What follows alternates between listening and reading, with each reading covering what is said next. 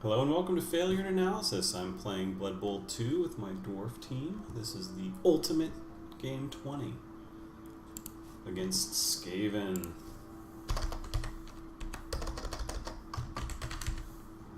Apparently, it ain't easy being cheesy.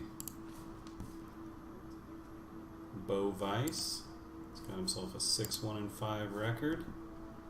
He's got a gunner runner out.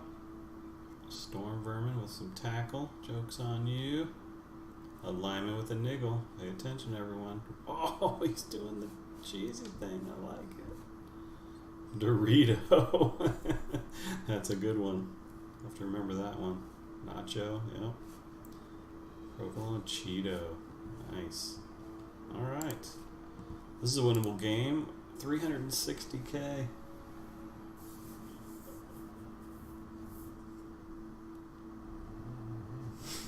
Yeah, it always gets it there quick. So anyway, we go into the pho place. We sit down. We're eating. I love pho, and girls love pho. So it was a nice alternative to this place that we wanted to try. And all around us are geeks, right? And I'm like, okay, these are my people. What's going on here? I must be close to a gaming store, right? Because when it was pho, it was Vietnamese, which has caught on massively, especially amongst the gamer types, and also they're talking about dragons that they're killing and treasure they're getting, talking about D&D and what all this stuff, and I'm just like, oh, okay, there's got to be, like this is right next door to something. So, and sure enough, we walk out after our meal, look to the left, and there's this place, the Dragon's Lair, and I go in. And the place is massive. I mean, it's just massive. And there's gaming tables everywhere. There's a lot of product up front. And just huge, dedicated gaming space. And I was just so blown away because that is not a place that can exist in Southern California. Because the business rent on a place like that would be through the roof. And hobby games can't monetize typically to that extent, right? So it was so nice to see and so refreshing because I've been in Southern California forever until just recently. To see people be able to be profitable, with a place for people to come and play games, right? Like, because I've watched my little I Love Games place pass around in lots of different places, tinier places that are way off the beaten path, And Run 52, you click on the little bar at the bottom there, and you'll see it pop up. So yeah, it was so refreshing to see this huge place. There were miniatures everywhere. They were recording in some places. These people playing this game, with tons of these miniatures and tanks and drive around and stuff. These huge dioramas. It's a really sweet place. But yeah, it was just so nice to see this because now you're telling me you seat 80-ish comfortably. It's just like, yeah, you've got to be in a place where the rent is a little softer on people. Like. Because in Southern California, every place is so desired, especially if it's in a place where there's a lot of foot traffic, that the rent is just through the roof. So, yeah, totally different atmosphere out there, unfortunately. Yeah, there used to be a couple, like in Garden Grove, there was, what's the name of that one, Run 52? Garden Grove or Fountain Valley. What's the name of that one? That one was huge. There was one actually in the mall. No, that was a small store. Gamesmanship. But yeah. And there probably are places in California, just not, I've never heard of that one.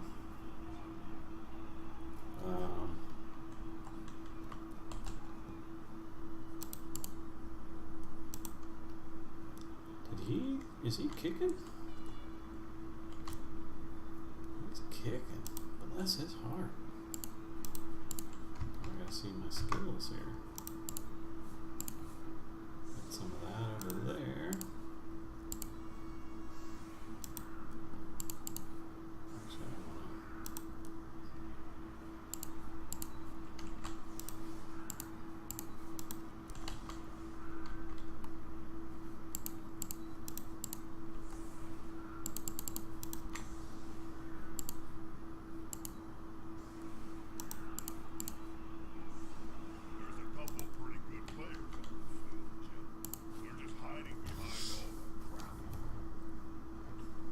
nice. Okay.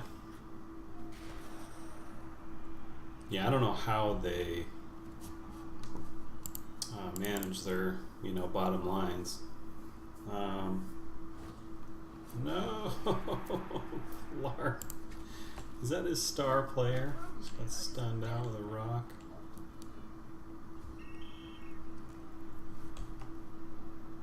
Should we give it to the new runner? Sure.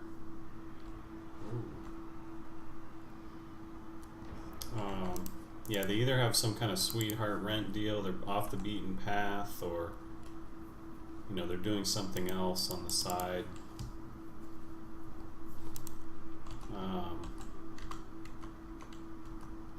mean, because you know how it is with selling games to hobby. I mean, hobby games consumers are notoriously stingy, right? It's like we learned how to min-max from the games, how to isolate and secure value. And so that's what we do. We do that with everything in life.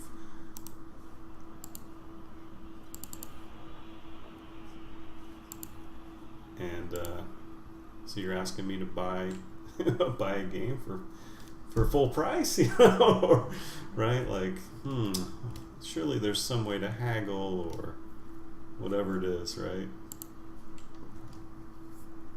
And so it's really tough, like compared to many other markets out there where sometimes it's just you get to charge more because you're in a certain area, right? Or where you put some extra cosmetic stuff on it and suddenly they're paying 10 times the amount, right? Like, you can't use all the old commercial tricks,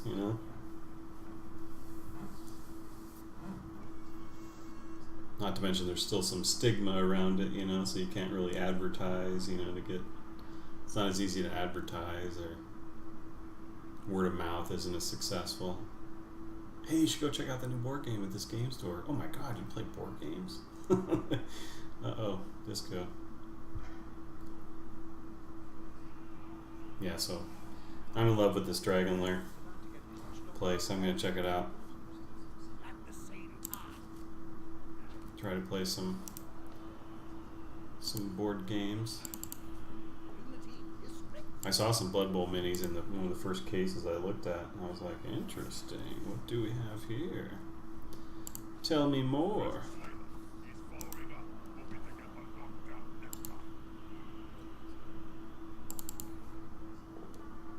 Well, these blocks just are not going. So I hoped.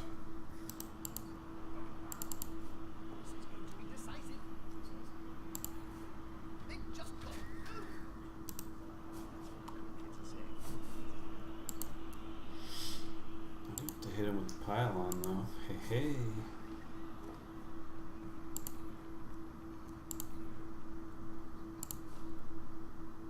Uh-oh. He doesn't like this.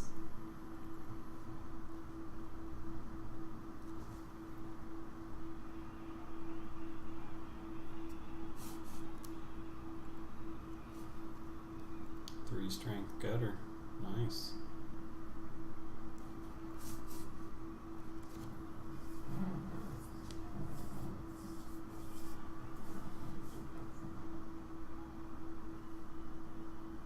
What's the name of that place?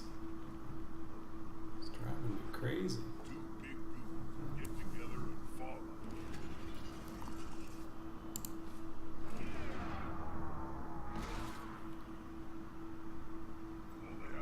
Boo.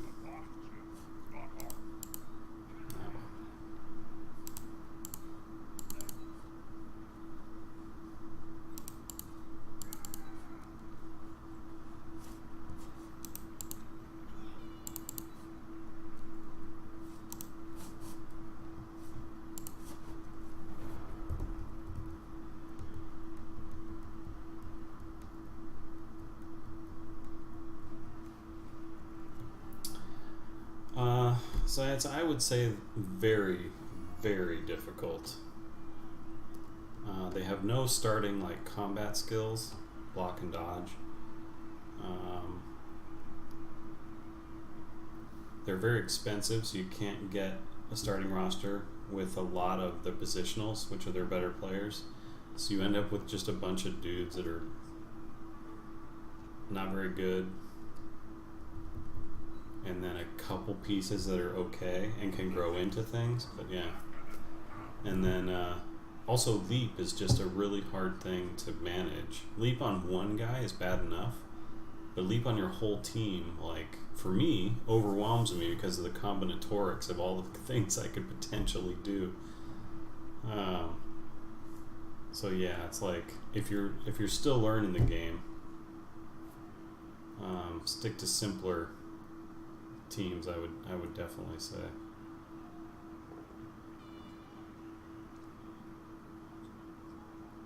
Very nice. Yeah, sorting takes brain power. I've been there. I was a master sorter in my day. You can't just be chatting up while you're trying to do it. You slip your mountains into your green cards. And then it's chaos. It's anarchy.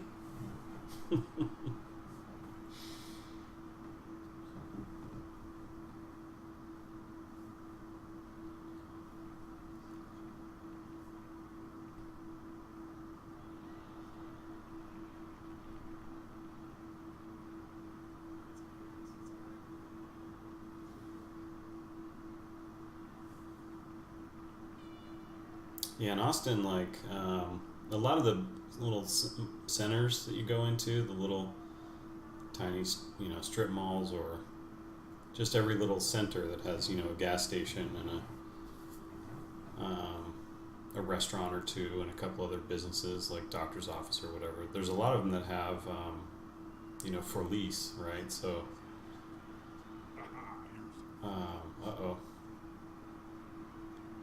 So it's not, it's not completely taken up, right? Whereas like in Southern California, everything is just taken. There's there's never anything just sitting idle, right? And that's why the rents are so high. So the rents are lower because not everything is used, right? They're trying to move the places, and it's nice. But this place is one of the fastest growing places in the U.S. So I'm curious what it's going to be like in 5 or 10 years. More people, more needs, things get scooped up.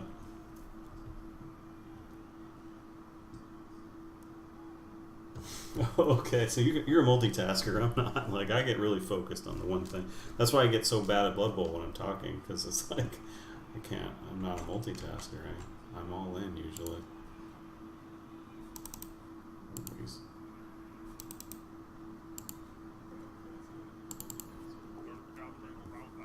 Oh no.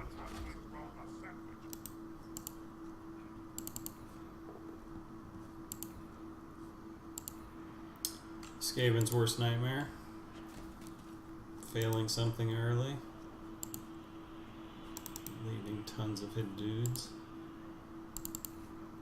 next to my dudes.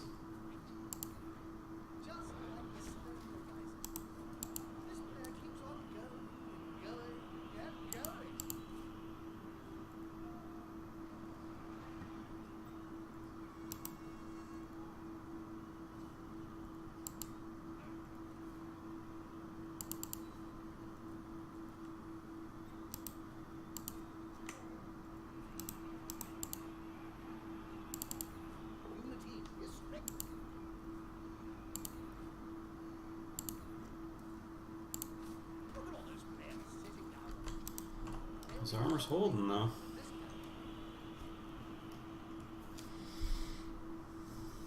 Yeah, Norse are a good team. Pretty reliable. They've got block everywhere. And what it'll teach you is how to lose players with a smile on your face.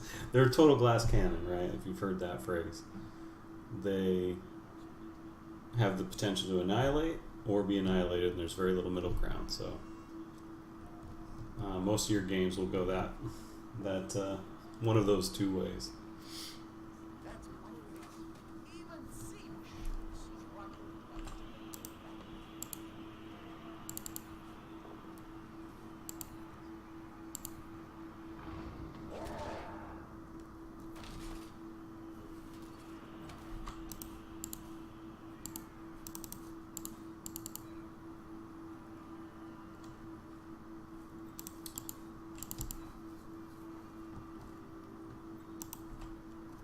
Yeah, hard to get attached to a Norse player though.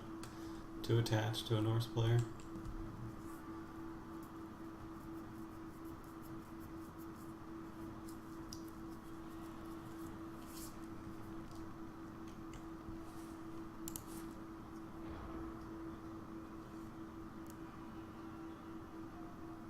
You'll also learn how to use Frenzy, which is really important. How to sideline people with Frenzy. How to avoid getting counter sidelined when after you've done that job. So also very good skills to learn. And a lot of that's just experiential, right? Like you got to do it a couple times before you realize why it's a mistake. So good morning, BioArthas. How you doing?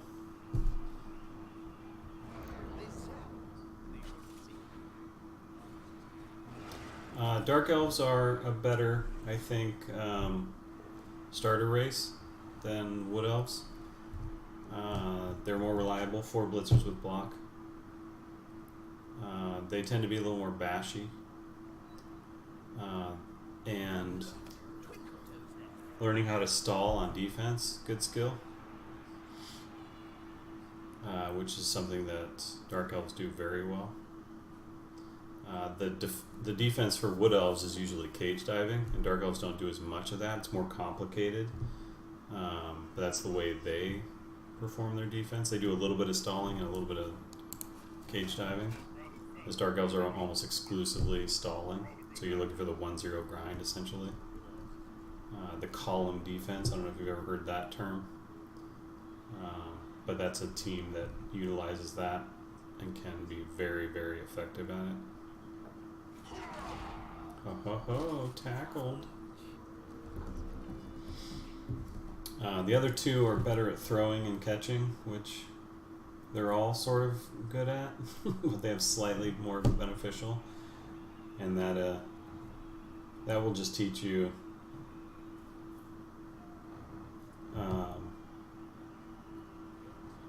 you know, the extra risk you're incurring by playing the passing game. And how, even though they're better at it, it's not necessarily the best approach. But they are better at it when it comes time to throwing those passes, which can be a really nice outlet. If you're having trouble, like as a new player, moving the ball down the field, going side to side, trying to punch through in those last turns, sometimes you have to do crazy passes, and that's when those teams are really good at scoring touchdowns, because their desperation plays are a lot more reliable, if that makes any sense.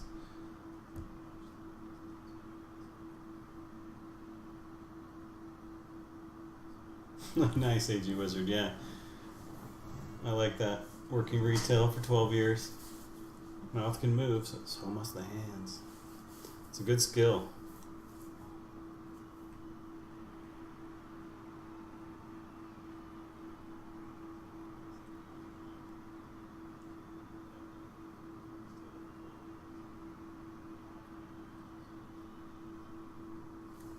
Yeah, I agree with that, BioArthas. They're definitely not. They're the least elfy of the elf teams, Dark Elves. Probably why I like them. How you doing, Iron Adept?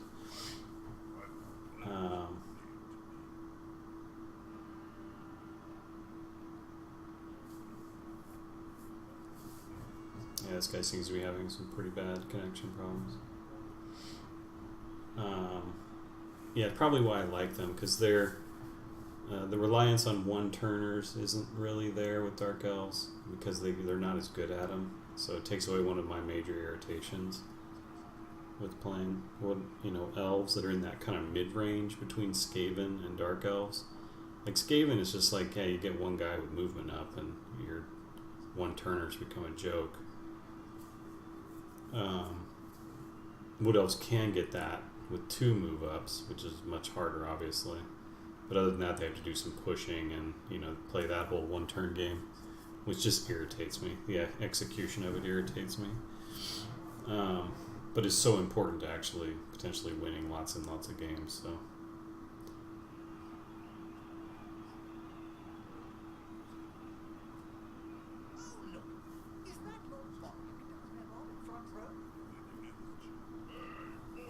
Yeah. And, to me, like, I play Dark Elves a lot like I play humans, or it's probably more accurate to say it the other way. But elves are just so much better at it, like, I run column defense with Amazons and humans sometimes, but they're a 1 in 9 to dodge away with each of their pieces, every turn to get the column set back up, whereas the Dark Elves are 1 in 36, so it's just like so much less risk, and their access to sidestep on the corners is just a lot easier. Humans have to play a different game than Dark Elves, utilizing their guard and mighty blow, but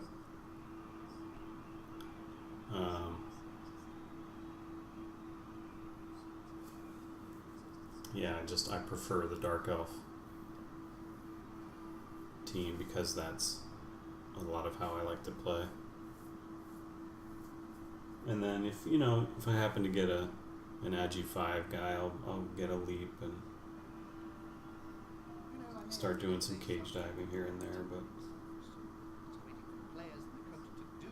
oh, very nice, AG Wizard. I assume you mean without the gobbo, right? Because the execution of that play doesn't irritate me at all. Like, that's just fun. It's super prone to failure, but requires less super intricate moves and relies less on an opponent that doesn't know how to defend against it.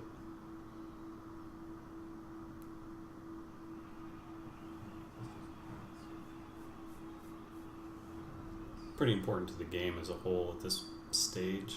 It's pretty heavily weighted into the balance dynamic, but yeah, just irritating.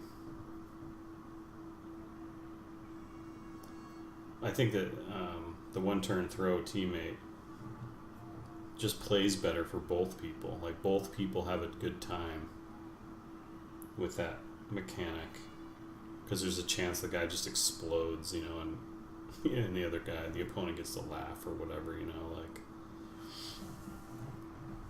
or he gets eaten or something, like, there's a lot of funny potential there, whereas watching someone noodle through how to push your guys around so they can get all the steps he needs to score and then running past your line or whatever, you just sit there watching and hoping for bad dice. It just doesn't feel as engaging or interesting from the opponent's standpoint.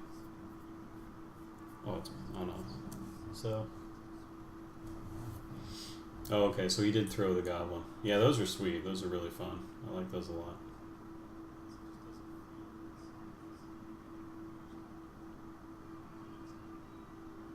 But yeah, it is possible to one turn with a 6 move.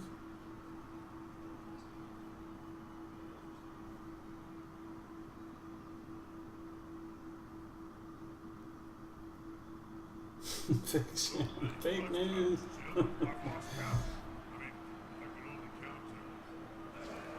Yeah, and all of the outcomes, many of the outcomes are funny, right? Like, they're built into the comedy of the whole thing, so, which in itself is sort of a celebration of kind of what Blood Bowl is supposed to be about, right? Is, oh, that totally would have worked, except, no, the troll got hungry, right? Like, it's fun. It's part of the fun. Oh, the Death Roller got the MVP and leveled up. Just in time to fire him on game 20. But he'll get doubles. That looked like a disconnect, like a bad connection concede, rather than he didn't like the way things were going. Never can tell, but oh yeah, we'll definitely see the level.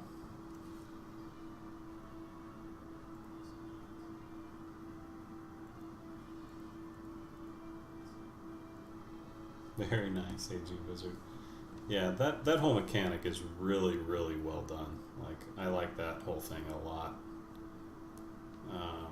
So much flavor, so much fun, tons of risk, which also just creates, like, sort of in the same category for me as, the Goblin secret weapons, right? The chainsaw and the fanatic, like, those are just really good executions on this idea that everything is still prone to failure, like it is in Blood Bowl, but the outcomes are dramatic one way or the other.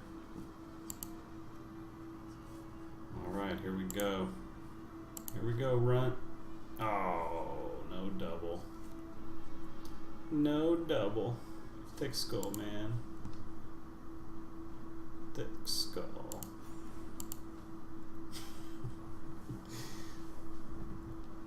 Hey, Stubings, how you doing? Yeah, I'm in Rebel. I'm in Rel Division 10E with my Legion of Doom team. I'll show you the team. Mostly because I'm not going to play this team anymore. And if I did, I would fire him and start him fresh, trying to get a double so I could get block.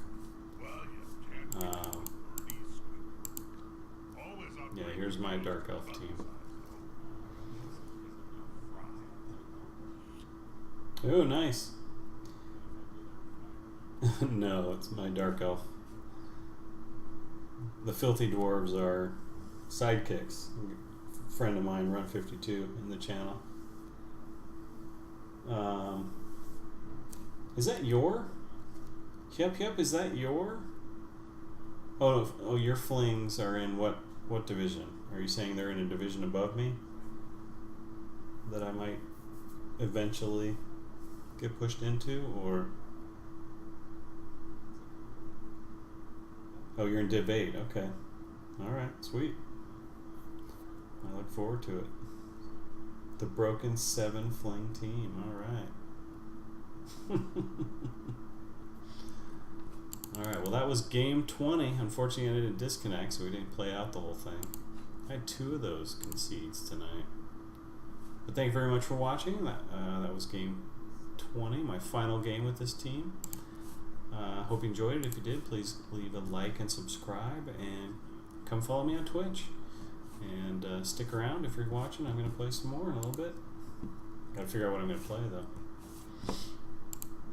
Take care.